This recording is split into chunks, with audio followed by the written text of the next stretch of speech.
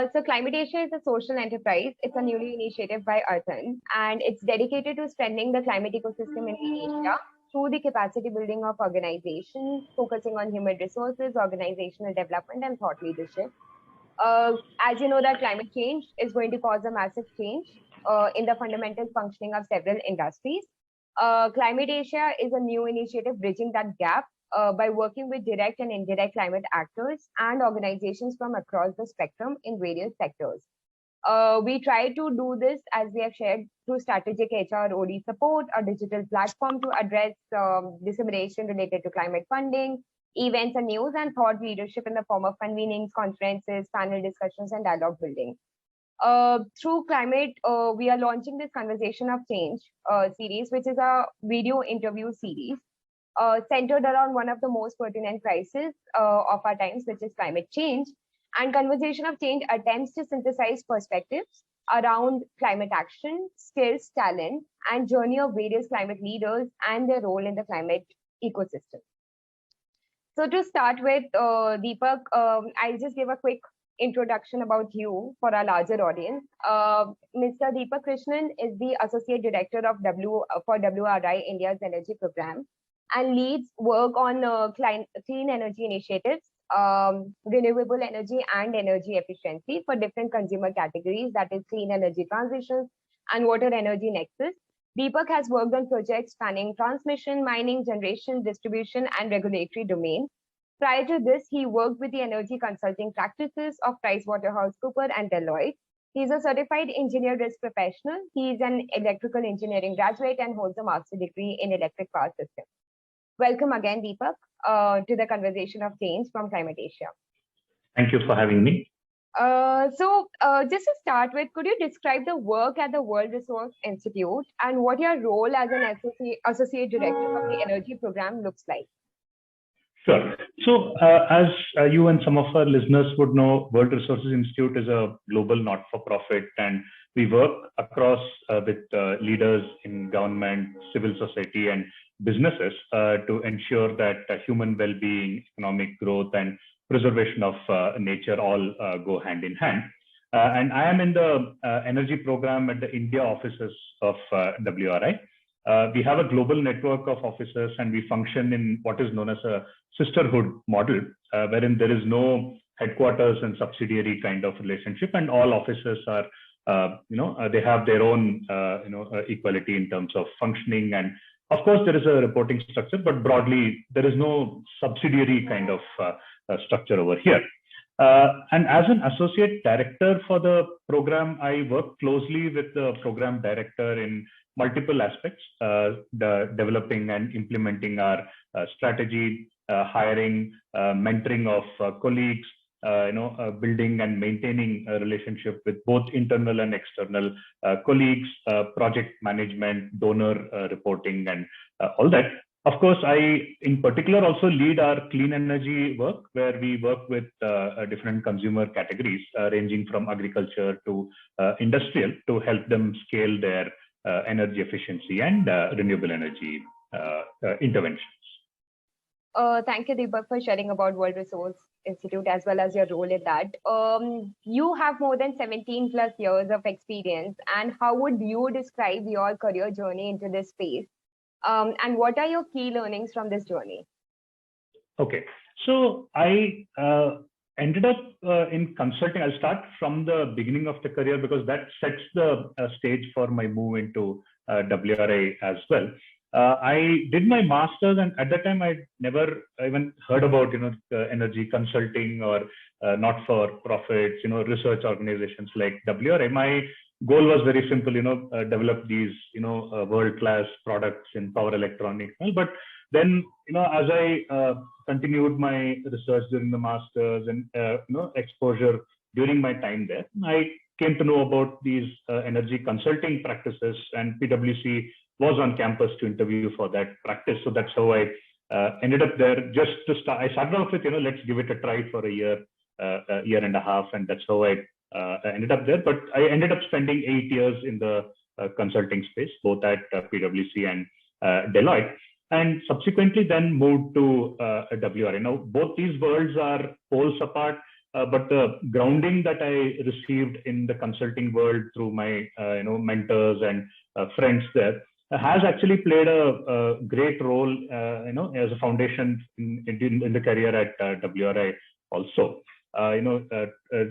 Concepts like regulations in the power sector, what is the structure of the power sector. Right from that grounding was very solid during the time at consulting. So I would say that keeping an open mind is a key in order to work across sectors. Similarly, willingness to learn, and learning what your shortcomings are, acknowledging them, and willingness to work on them, and at the same time saying no in certain circumstances. That's also an important part of career success, and this is quite general across both PwC, Deloitte, as well as WRI. Thanks, Deepak, for that. Since you started with right from the college, and then you moved at various organizations as a consultant, and now you are at a leadership position at WRI. If you have to give an advice to a person who's just transitioning or just graduated from just college and entering in the climate sector at this point in time, as well as the people who are planning to have a mid-career transition and those transferable skills and all, that they want to implement, and lastly to the people who want to transition at the senior level role, what is the various advice that you would provide to each one of them, and what are the skill sets that you think are required at this point in time? Okay, so I'll start with the freshers bit first, and again there I would say definitely having an open mind and willingness to not be just bound by one sector or a specific position in an organization. It's important not to get caught up into that. For example, if someone is trying for a position in WRI in energy, for instance, and if there is an energy position in some other peer organization, or if there is some other sectoral position in WRI, and as a fresher you tend to fit into these buckets more easily rather than someone with experience. You then start getting straitjacketed into as a sector expert into one particular field. So that openness is, I think, essential. And given that now we are starting to look at all these sectors in a very interconnected and holistic manner, I believe that your entry point may be different, but at some point of time you will end up getting to work in the a sector or sector of your choice, and you may not be doing that day in and day out, but overall you will definitely get a sense of what the sector is, and opportunities do abound there. As far as the folks who are mid-career or at senior level, there I think it's not as easy as a fresher to let's say today you are in energy, tomorrow you want to move into water or a food sector. I won't rule it out, but it definitely takes a little more amount of spade work on your part to engage with people who are already in the sector, identify how the skills that you have picked up can be transferred there. While the sector metrics and the sector knowledge may not necessarily be a fit, but some skill sets and some innovative business models or financing models which you may have developed in your original sector, those are the transferable skills you need to look at. And for the very senior folks, one thing that I would definitely want them to consider is to spend some time understanding the team that they are going to join. And understand the role a little more in depth, ask those right questions, develop that comfort factor and fit with that particular team, because otherwise it's not going to be a very happy experience if you just decide based on a brand name or that should be avoided. I feel you must take some time out to interact with the team right from the hiring stage, understand what they need and how you will fit in, and make that right choice. Thanks, Deepak.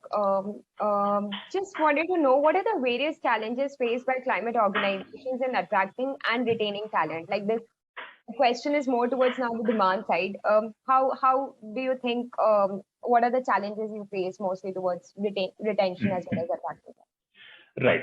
So one thing definitely is the amount of opportunities that are available for, let's say, one candidate can fit into multiple positions across multiple organizations, given how skill sets are transferable. So this, in a sense, is actually leading to a lot of competition for talent. That is, I think, definitely one big challenge that we are facing, where a same candidate could be courted by different organizations. And secondly, there can sometimes also be a mismatch in terms of what a candidate wants in terms of workings. Now I want to make a distinction here between, let's say, flexibility of working versus how the position itself. For instance, we have faced situations where we would want a candidate to join as a full-time position, but they would prefer a consulting contract, which helps them work across multiple organizations on specific projects. So mismatches like that are also coming up as a challenge.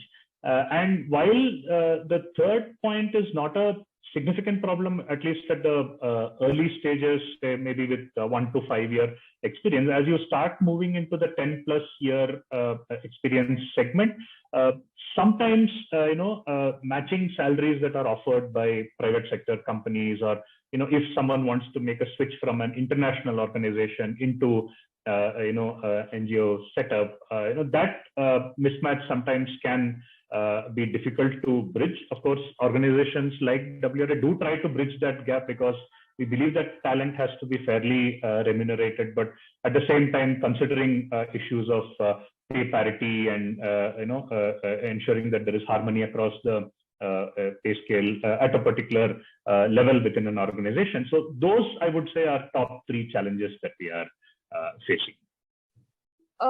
Thanks, Deepak. Just wanted to know that you have spent like 2 decades in this industry. What if you have to explain that transition? How would you do that? When you started the industry then, and how does the industry looks now? Okay, so I would say that when I started off, initially specialization and segregating things and was the norm. For instance, we even used to have things like somebody is a bid process specialist, someone is a financial model specialist, someone is only what would be classified as a transmission specialist, someone as a mining specialist. But over the last 8 to 10 years, I think those boundaries have started to blur.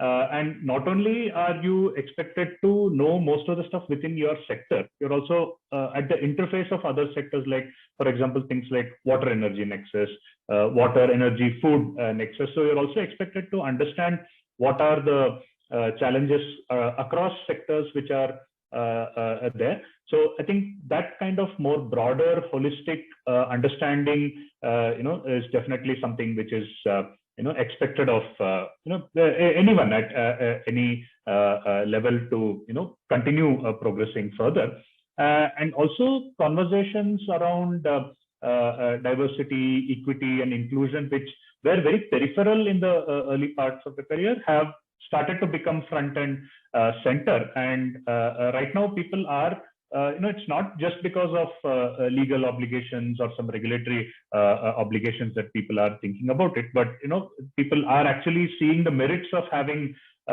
such conversations and bringing in such practices into the front and center of the organization. So these are 2 big transformations that I have seen. Thanks. I'll ask you more towards the work side now. Realizing the need to enhance environmental protection, an initiative with a vision to make Tamil Nadu a climate smart state. The Tamil Nadu Climate Change Mission was announced in March 22. And recently they established district climate change missions in 38 districts. Keeping in mind the varied geographies and demographic of India what can be the potential of state-focused missions in the future of climate protection strategies? So I would say that definitely that is the way to go, and not just states. Even the state governments in a federal setup, if they are making these state-focused missions, at the state level, they'll need to start looking at district-level missions. Their district officers, taking the example of Tamil Nadu, where they are appointed as the climate officers, they will then start having to listen at the panchayat level or the municipality level, because these ultimately are officials who are appointed and can change designations, but they need to help build that capability and networking at the lowest level of where the people who are residing in that particular area think through these topics and take the decisions, because ultimately whatever they're going to decide is going to affect their livelihoods and even their own existence, whether it is flooding or heat waves. All climate related interventions needs to be at the grassroots level, and we are seeing a number of examples of these, and particularly in the southern states where we are working. Tamil Nadu is one example. Kerala is another example, where at the panchayat level, bringing in renewable energy is a key thing. And the more decentralized it gets, yes, sometimes decisions can take time, given that you need to convince a lot more people, but taking everyone together along is quite critical. Thanks for sharing that. I'll come to this question. You have a blog from the capital where you write about your love of sports and Kannada literature, and I believe you are an avid reader as well. Do you have a recommendation for our larger audience for a book that is a must read for climate enthusiasts? And would you have similar recommendations for podcasts, since you also speak on Pash Par with Deepak Krishnan? Sure. So the blog has become quite dormant nowadays. I used to write quite a bit on that, but now given the op-eds and the more Twitter, LinkedIn, those kinds of things have. But I need to get back to blogging. It's been quite some time. That's our aim also. So hopefully I'll take this as inspiration and get back. In terms of books, I haven't read those climate related classics which people have been talking about, like Amitava Kumar's the Nutmeg Curse, or I still haven't read those. It is on my to read list.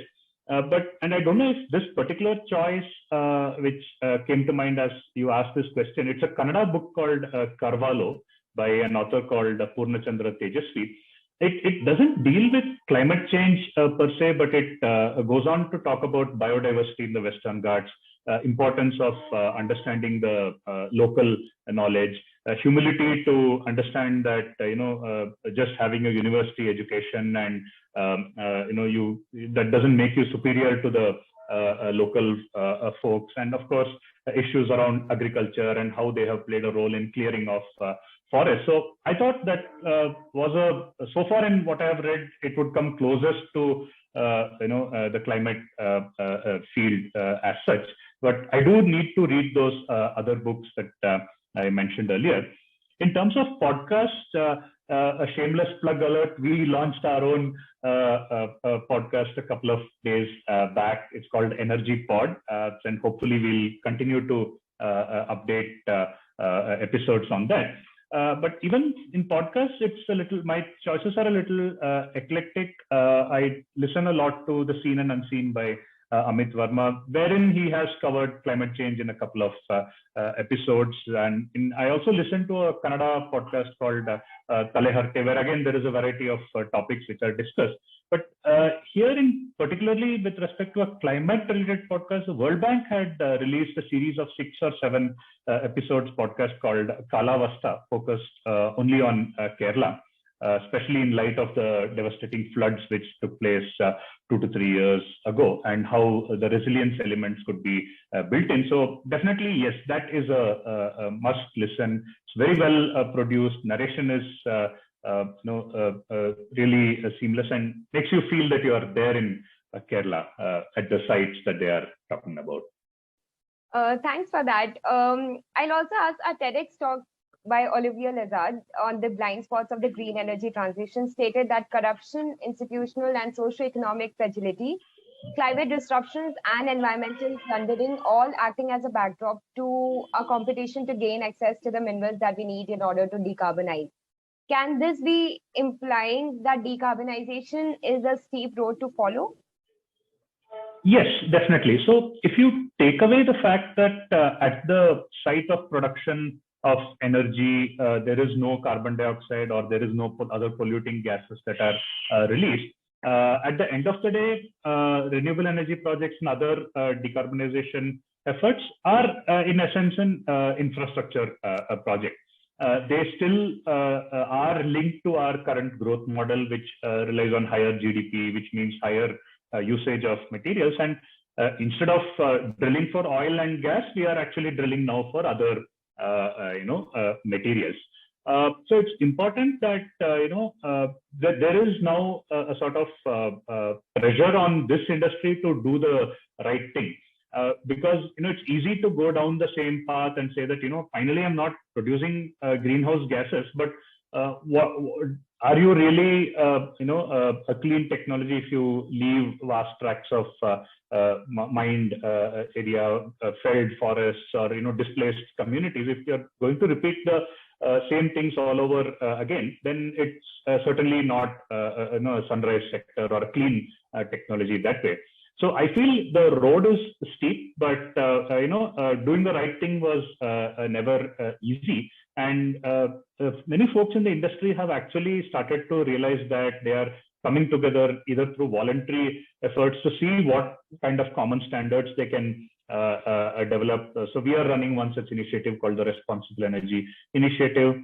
There is a parallel effort which is happening in Holland, where it is more guided by parliamentary rules and the government to bring together industry specific agreements. So the realization is coming that it needs to be done right, and the same status quo cannot continue just because there are no pollutants at the end of the production. Right. To our last question, which is a very personal question as well.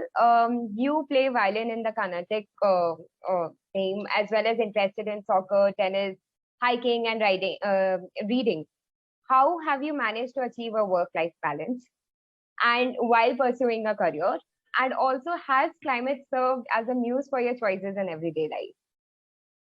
Okay, so I would say work-life balance broadly, yes, and it's thanks to all the people around, both at home and in office. And I certainly cannot claim solo credit for that. Yeah, I do try to catch up on all the other things outside of work.